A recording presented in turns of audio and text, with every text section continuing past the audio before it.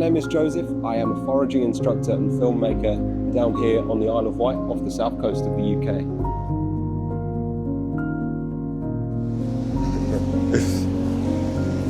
Here we go. What a day. Whoa, Kestrel. Hey guy.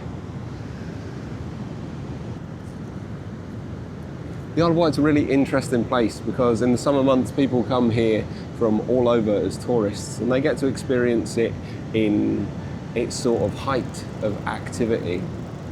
It's full of people whizzing around and having fun, making memories,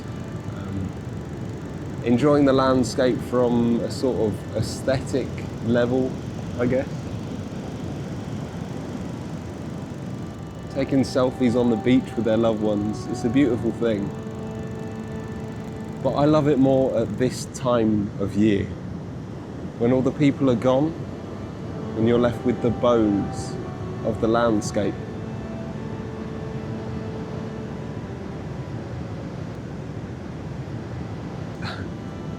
We're down here today, it's relatively still, but the sea is boiling. There is some incredible waves out there.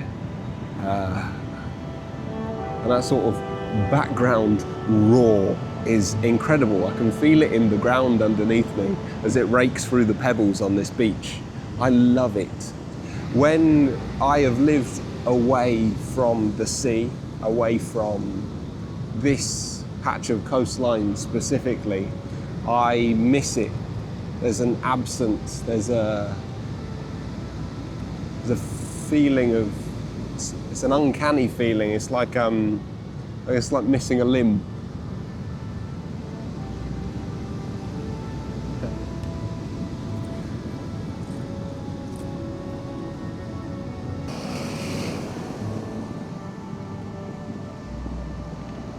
It's really cool because these waves that are rolling in now are caused by wind offshore. That wind is caused by the heating and cooling of the sun, creating currents like this, and then spirals and eddies.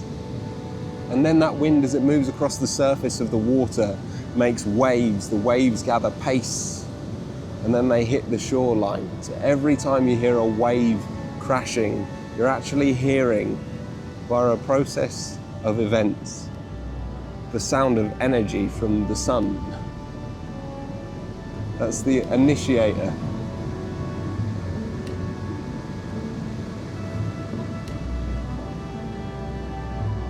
It gives voice to a silent thing, which is really weird. I guess that might be a bit too poetic.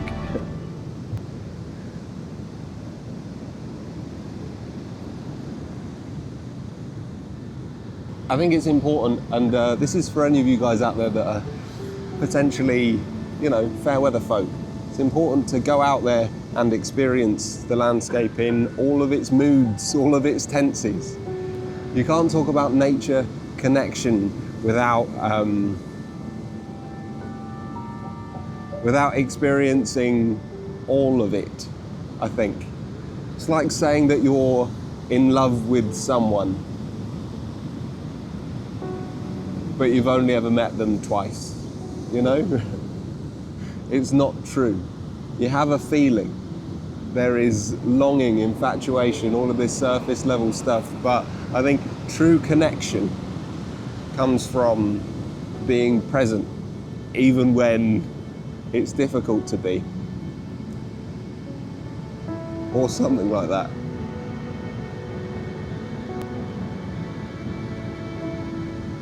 Now, I haven't seen a soul today, not a single person.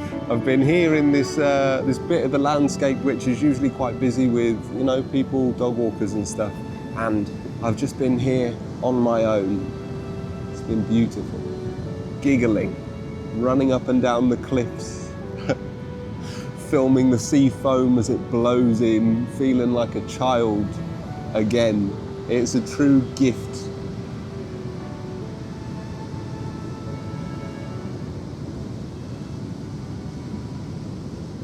It's not so much escaping reality and getting out into something which is wild.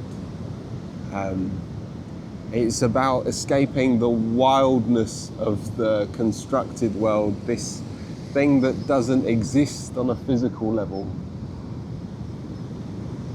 and escaping back into the place where I belong. I am a human being. This is my habitat.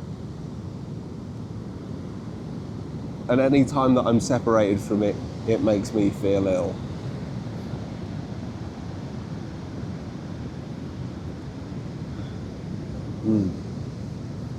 Like a tiger in a zoo, pacing the bars. I'm saying this because I've just spent the last 5 or 6 days inside doing office work, and yeah, it's just nice to be out. I guess that's a less grandiose way of saying it. It's just nice to be out. So if you needed a reminder to, get your waterproofs on, remember we live in a day and age with, high-tech waterproof clothing. Those of our ancestors didn't have that. You lucky, lucky, lucky human. So overcome that bit in you that's telling you that if you go out into the cold and the wet, that you might die of hypothermia, because that, you don't have to worry about that anymore. It's all good.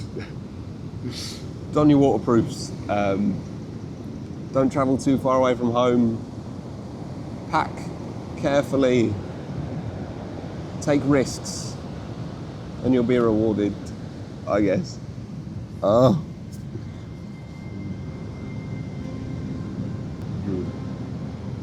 Losing the light.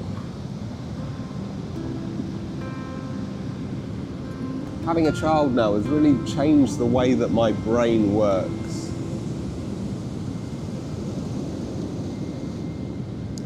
It's more reflective, I guess. I've come here specifically today because I'm leading a foraging course down here tomorrow, and I needed to check what was around and about. But it's a place that I used to come when I was a kid, and it's a changing place. This bay off the coast there's like a land formation underneath the sea that makes the current swirl when it gets there, and it means that this beach gets deposited with loads and loads of rubbish, and always has done. So as opportunistic kids with working class parents, we used to come down here on the weekends, and we used to pick up stuff to make things out of. My brother was into Warhammer. We used to make all the scenery out of polystyrene and just bits of plastic that we found down here. Yeah. But it was a beach of opportunity.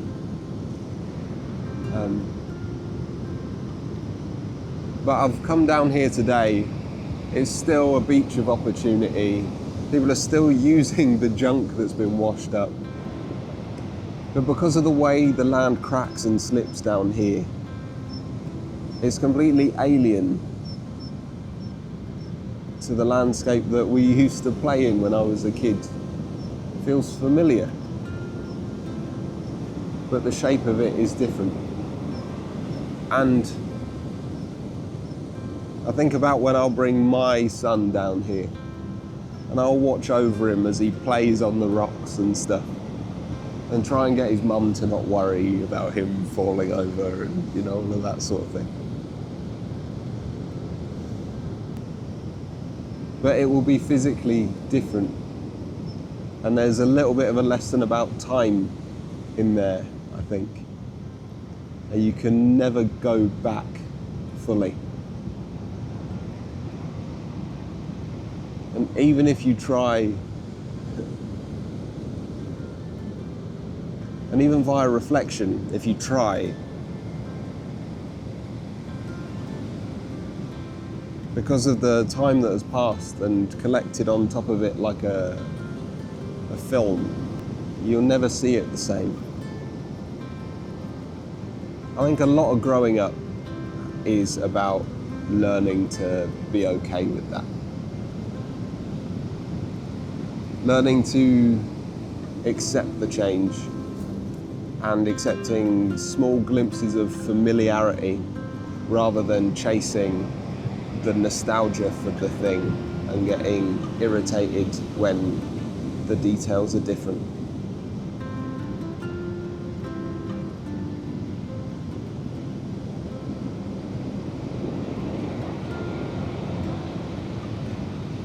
But we're going to have a lot of fun as a family, as families have done for thousands of years. The families that lived in my village for the last uncountable millennia have done, especially on days like this. So grab your family or your friends, or just collect your thoughts and go alone and challenge yourself.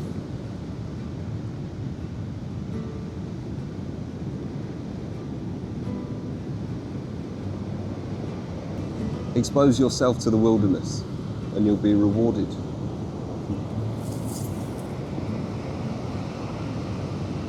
Right. The sky is beginning to bruise. Night must fall and we shall be forced to camp.